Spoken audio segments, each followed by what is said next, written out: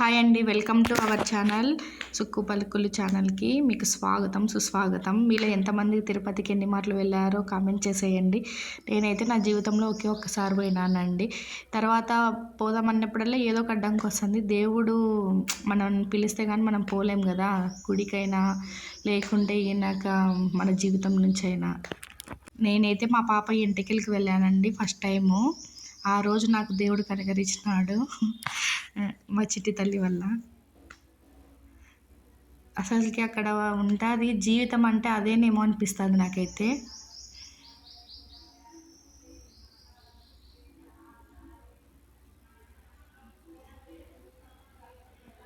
మా ఆయన ఉడతకి ice cream తినిపిస్తున్నాడు. ఇది వాళ్ళ ఫ్రెండ్స్ అంపటి పోయిన వీడియో అండి. నేను దీన్ని అటాచ్ చేసినాను.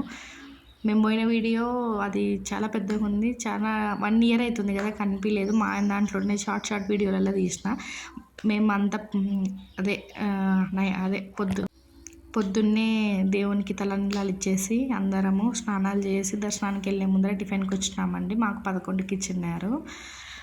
ఫస్ట్ బంతికి వెళ్ళాము. ఫస్ట్ స్వామికి పూజ చేస్తున్నారు. నిజంగా మా పాప బయట అసలుకి ఫుడ్డే తినలేదండి. దేవుని కాడ పెట్టిన ప్రసాదమే తినింది. కొంతమంది పిల్లలు అయితే బాగా సతాయిస్తారు కదా, అది ఇది అని. మా పిల్ల అయితే ఆ రోజైతే ఏం సతాయిలేదు. 3 పూట్ల స్వామి దగ్గర పెట్టిన నైట్ వెళ్ళినాము. నైట్ స్వామికి అనేది తినింది, పొద్దున స్వామికి అనేది తినింది, మధ్యాహ్నము స్వామికి అనేది తినింది. సక్సెస్ఫుల్గా దర్శనం అయితే బాగా జరిగిందండి. ఆ స్వామిని చూసిన 2 నిమిషాలైనా జీవితం అనేది తృప్తిగా అనిపించింది. ఎందుకో ఏమో. ఓం నమో